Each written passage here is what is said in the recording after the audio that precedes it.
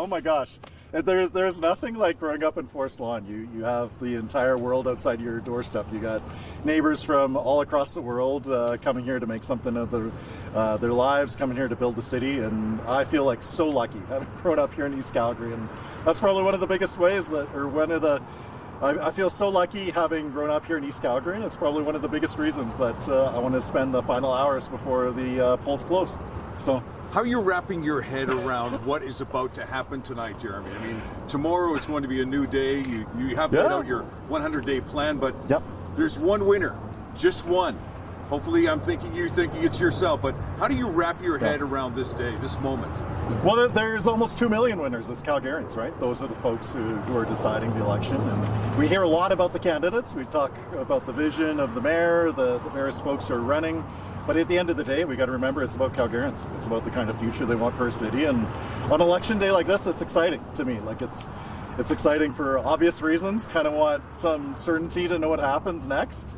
But then also just to see everything come to fruition with the team. Like, I'm so proud of all of the amazing volunteers, the staff, the donors, everyone who stepped up in such a big way to support me.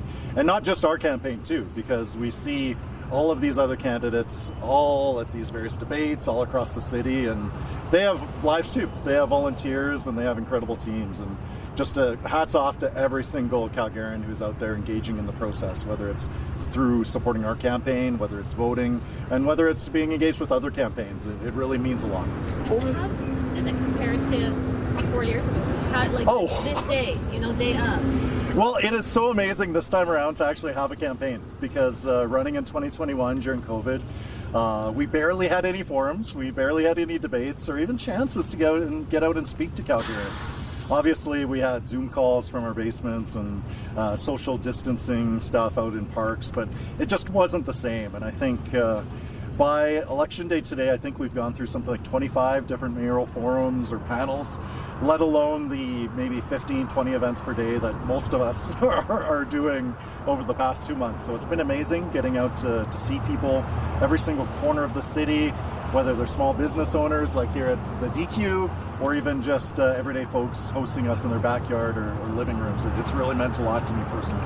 Over the past few months, going back to the very start, you probably had an idea of what was going to be important to Calgarians. Has that changed at all, in speaking with people at the doors and going to the forums? Has what's important to them and what's maybe bringing them out today, has that changed in the past few months? Well, I've been really fortunate in that we launched our campaign back in February. So we had a good 6, 7, 8 months to develop that policy, develop that platform. So really fortunate to have incorporated a lot of the ideas that Calgarians brought to us around safety, around financial responsibility, transparency, mobility, housing, all of these other topics. But I think there hasn't been any one singular ballot question. More so, I'd say most Calgarians tell me it's time for a change. They tell me that they're looking for a change in direction. But even more deeper than that, they're looking for a mayor and council who are willing to listen and work alongside Calgarians.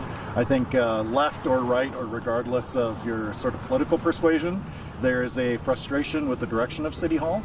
So then the focus for us as candidates is really about how do we give something for Calgarians to vote for rather than just against.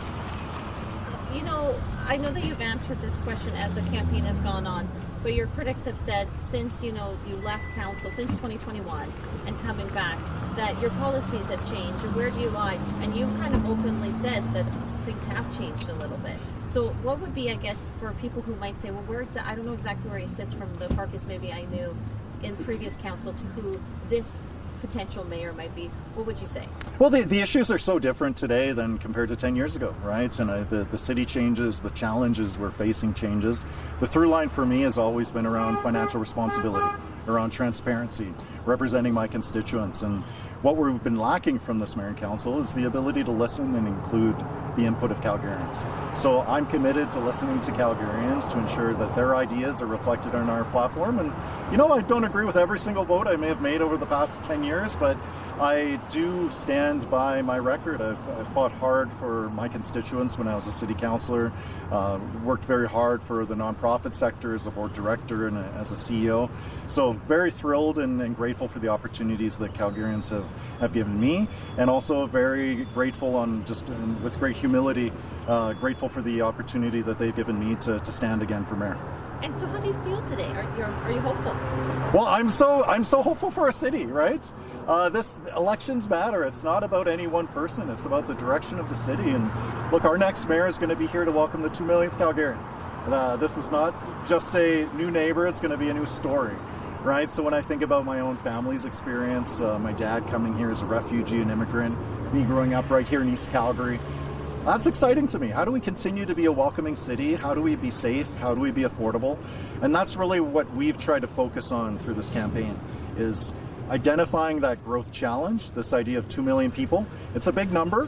It's a big challenge and crisis if we're not prepared for it. So the question for us has been, how do we prepare for it? How do we lean in? How do we develop that plan and that platform? And that's exactly what we're presenting to Calgarians today to vote on. Anything you want to add? No, thanks so much for the opportunity. I'm so stoked to be here, and I think we're chatting with the owner. I think they're happy with us going inside and ordering some blizzards too. We're expecting a blizzard. Yeah.